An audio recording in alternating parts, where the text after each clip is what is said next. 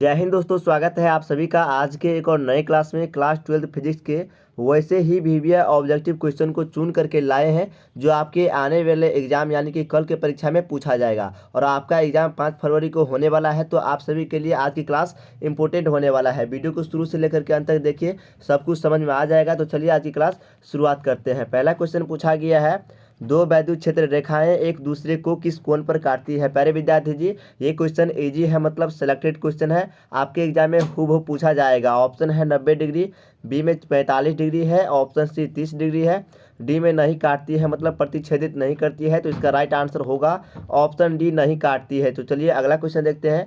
2 number का प्रश्न क्या पूछा गया है, विद्युत चुम्बकीय तरंग को ध्रुवित किया जा सकता है, किसके द्वारा ध्रुवित किया जा सकता है, वही चीज़ आपको पूछा गया है। ऑप्शन है लेंस के द्वारा, बी में दर्पण के द्वारा, सी में पोलराइड है और डी है प्रिज्म के द्वारा।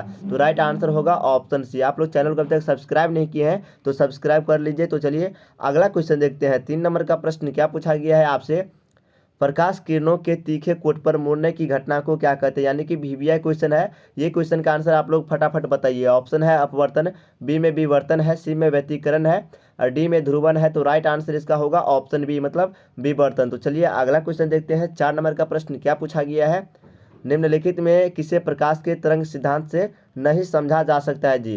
देखिए इंपोर्टेंट क्वेश्चन है, बताइए इसका राइट आंसर क्या होगा। ऑप्शन है परावर्तन, बी में अपवर्तन है, सी में विवर्तन है, ऑप्शन डी है प्रकाश विद्युत प्रभाव। तो राइट आंसर इसका होगा ऑप्शन डी, प्रकाश विद्युत प्रभाव। तो चलिए अगला क्वेश्चन देखते हैं। 5 नंबर का प्रश्न क्या पूछा गया है, क्वेश्चन नंबर 5 पूछा गया है, जब प्रकाश की एक किरण ग्लास स्लैब में प्रवेश करती है तो इसका तरंगदैर्ध्य क्या होगा। देखिए ऑप्शन है घटता है, बी में बढ़ता है, ऑप्शन सी अपरिवर्तित रहता है, डी में आंकड़े पूर्ण नहीं है। तो राइट आंसर इसका होगा ऑप्शन डी, यानी कि इनफिनाइट होता है मतलब आंकड़े पूर्ण नहीं हो सकता है। तो चलिए अगला क्वेश्चन देखते हैं। 6 नंबर का प्रश्न क्या पूछा गया है, आसमान का रंग नीला दिखने का क्या कारण है। बताइए क्या कारण है जी। ऑप्शन है परिकिरण, बी में व्यतिकरण है, ऑप्शन सी ध्रुवन है और डी में विवर्तन है। तो इसका राइट आंसर ऑप्शन ए होगा परिकिरण।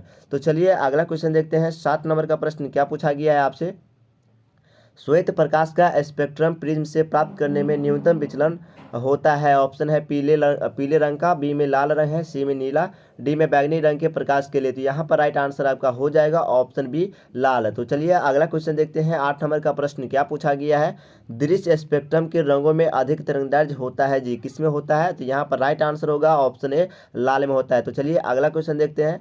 9 नंबर का प्रश्न क्या पूछा गया है, इंपोर्टेंट क्वेश्चन है। एंड गेट के लिए बुलियन व्यंजक आपसे पूछा गया है। ऑप्शन है एंड गेट के लिए बुलियन व्यंजक होगा y के बराबर, बी में है a प्लस बी बराबर y, सी में है a इंटू बी बराबर y, डी में है एंड गेट के लिए बुलियन व्यंजक बराबर जो है क्या दिया गया है, y दिया गया है। तो यहाँ पर राइट आंसर हो जाएगा ऑप्शन नंबर सी हो जाएगा। याद रखिएगा इंपॉर्टेंट क्वेश्चन है जी। तो चलिए अगला क्वेश्चन देखते हैं। शानदार प्रश्न आपसे पूछा गया है। 10 नंबर का क्वेश्चन पूछा गया है, 15 का द्विचर तुल्यांक क्या होगा। तो आपको पता है इजी क्वेश्चन है, तो यहाँ पर डायरेक्ट आंसर हम लोग टिक करेंगे, ऑप्शन सी को लॉक करेंगे। तो चलिए अगला क्वेश्चन देखते हैं। 11 नंबर का प्रश्न क्या पूछा गया है, 11 नंबर का प्रश्न पूछा गया है आपसे, वैसी युक्ति जो सौर ऊर्जा को विद्युत ऊर्जा में परिवर्तित करता है उसे क्या कहते हैं। ऑप्शन है सौर सेल, बी में है सूक्ष्म सेल, ऑप्शन सी है संचायक सेल, डी में है बटन सेल। तो यहाँ पर राइट आंसर ऑप्शन ए होगा सौर सेल। याद रखिएगा इसका राइट आंसर आने वाले एग्जाम में आपके लिए इंपॉर्टेंट होने वाला है। तो चलिए अगला क्वेश्चन देखते हैं। 12 नंबर का प्रश्न क्या पूछा गया है, गैप संधि द्वारा अधिकांश प्रकाश उत्सर्जित होता है। ऑप्शन ए है लाल और हरा में, बी में है लाल और पीला, ऑप्शन सी है लाल और बैगनी, डी में है इनमें से कोई नहीं। तो यहाँ पर राइट आंसर ऑप्शन ए होगा लाल और हरा में। तो चलिए अगला क्वेश्चन देखते हैं। 13 नंबर का प्रश्न क्या पूछा गया है आपसे, प्रेरणिक संबंधता में प्रयुक्त क्या होता है। ऑप्शन है स्थिर वैद्युत प्रेरण, बी में परस्पर प्रेरण है, सी में स्वप्रेरण, ऑप्शन डी है इनमें से कोई नहीं। तो राइट आंसर आपका होगा ऑप्शन बी। तो चलिए अगला क्वेश्चन देखते हैं। वही प्रश्न आपसे पूछा गया है, दशमिक संख्या 25 का द्विआधारी में लिखे। तो इंपोर्टेंट क्वेश्चन है जी, डायरेक्ट इसका आंसर को टिक करेंगे, ऑप्शन सी राइट आंसर होगा, इसमें बताने की कोई जरूरत नहीं है। तो चलिए अगला क्वेश्चन देखते हैं। 15 नंबर का प्रश्न क्या पूछा गया है, कुचालक पदार्थ में संयोजक बैंड तथा चालक बैंड के बीच क्या होता है जी। ऑप्शन है चौड़ा बैंड गैप होता है, बी में है पतला बैंड गैप, ऑप्शन सी है कोई रिक्त स्थान नहीं होता है, डी में इनमें से कोई नहीं। तो यहाँ पर राइट आंसर ऑप्शन बी होगा, मतलब पतला बैंड गैप होता है। तो चलिए इसी के साथ अगला क्वेश्चन देखते हैं। 16 नंबर का प्रश्न क्या पूछा गया है, सुचालक पदार्थ में संयोजक बैंड तथा चालन बैंड के बीच क्या होता है। तो यहाँ पर डायरेक्ट आंसर को लॉक करेंगे, ऑप्शन सी होगा कोई रिक्त स्थान नहीं होता है। तो चलिए अगला क्वेश्चन देखते हैं। 17 नंबर का प्रश्न है, प्रश्न आपसे पूछा गया है बीबर मतलब होल, मोबाइल आवेश वाहक किसका होता है जी? ऑप्शन है कंडक्शन बैंड में, बी में है फॉरबिडन ऊर्जा अंतराल, सी में है बैलेंस बैंड, ऑप्शन डी है इनमें से कोई नहीं। तो यहाँ पर राइट आंसर होगा ऑप्शन बी। तो चलिए अगला क्वेश्चन देखते हैं। 18 नंबर का प्रश्न क्या पूछा गया है? एक शुद्ध अर्धचालक का परम शून्यता पर व्यवहार क्या होता है? ऑप्शन है एक कुचालक की भांति, बी में है एक अतिचालक की भांति, ऑप्शन सी है एक एन प्रकार के अर्धचालक की भांति, डी है एक धातु चालक की भांति। तो यहाँ पर डायरेक्ट आंसर लॉक करेंगे ऑप्शन ए को, एक कुचालक की भांति। तो चलिए अगला क्वेश्चन देखते हैं। 19 नंबर का प्रश्न क्या पूछा गया है आपसे?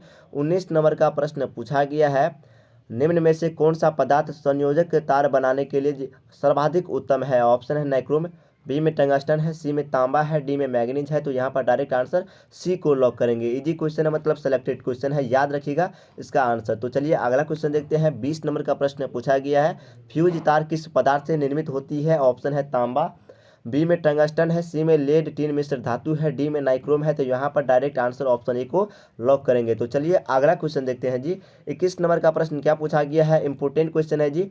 एक 220 वोल्ट 1000 वाट बल्ब को 110 वोल्ट स्रोत से जोड़ा जाता है, बल्ब के द्वारा खपत की गई शक्ति आपको बताना है। तो यहाँ पर डायरेक्ट आंसर ऑप्शन सी को लॉक करेंगे, 250 वाट आपका राइट आंसर होगा। 22 नंबर का प्रश्न आपसे पूछा गया है एक आदर्श वोल्टमीटर का प्रतिरोध आपको बताना है। ऑप्शन है अनंत, बी में शून्य है, सी में 50,000 ओम है, डी में इनमें से कोई नहीं। तो यहाँ पर राइट आंसर ऑप्शन ए होगा अनंत। तो चलिए अगला क्वेश्चन देखते हैं जी। 23 नंबर का प्रश्न क्या पूछा गया है? शानदार प्रश्न है। प्रश्न आपसे पूछा गया है स्वस्थ मनुष्य के शरीर का विद्युत प्रतिरोध कितना होता है? यहाँ पर डायरेक्ट आंसर ए को लॉक करेंगे, 50,000 ओम आपका राइट आंसर होगा। तो चलिए अगला क्वेश्चन देखते हैं। 24 नंबर का प्रश्न पूछा गया है एम्पियर घंटा मात्रक किसका होता है? ऑप्शन है शक्ति का, बी में आवेश का, ऑप्शन सी है ऊर्जा, डी में विभवांतर है। तो यहाँ पर डायरेक्ट आंसर ऑप्शन बी को लॉक करेंगे, आवेश आपका राइट आंसर होगा। तो चलिए अगला क्वेश्चन देखते हैं। 25 नंबर का प्रश्न पूछा गया है किरचॉफ का द्वितीय नियम किससे संबंधित है जी? इंपोर्टेंट क्वेश्चन है, आपके एग्जाम में पूछा ही जाएगा। ऑप्शन ए है आवेश संरक्षण नियम, बी में है ऊर्जा संरक्षण नियम, सी में संवेग संरक्षण नियम है, डी में कोणीय संवेग संरक्षण नियम है। तो यहाँ पर डायरेक्ट आंसर बी को लॉक करेंगे, जो आपका राइट आंसर होगा। मेरे प्यारे विद्यार्थी जी, आज हम 25 ऐसे प्रश्न बताए हैं जो आपके आने वाले एग्जाम के लिए इंपॉर्टेंट था। तो आप लोगों को सभी क्वेश्चन को याद जरूर कर लेना है। तो चलिए आज के लिए इतना ही, मिलते हैं एक और नए वीडियो के साथ, तब तक आप सभी को जय हिंद।